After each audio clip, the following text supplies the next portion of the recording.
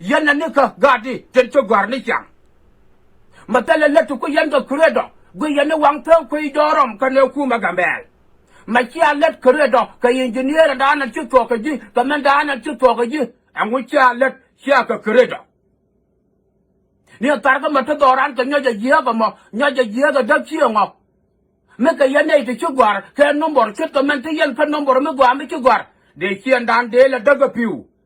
chia chiang de chu rat ka ta no li de piu dia cha la ba ka tot de ko gwat tiền chu jok gwat tan gwat tin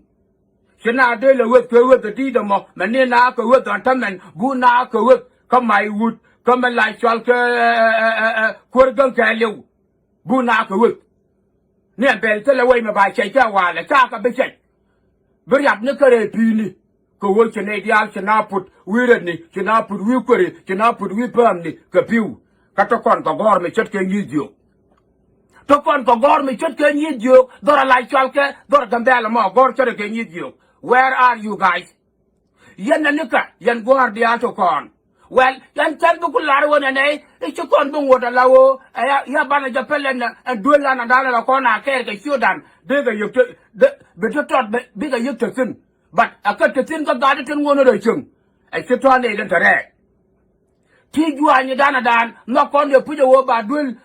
ba lel ke juwa ko wo juwa lokana ka ka juwa la ko ni kana long ka kinki lakin dul chungo da lo ba design ka design la ka ka shok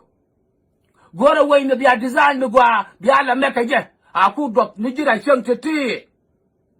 chen ti to ngoti to kare ne wa ka to aka la ngot ka kan che to shi ka dia kan yen jira ka gandele jira ka yetang jira ka kurgung jira ka nyina jang jira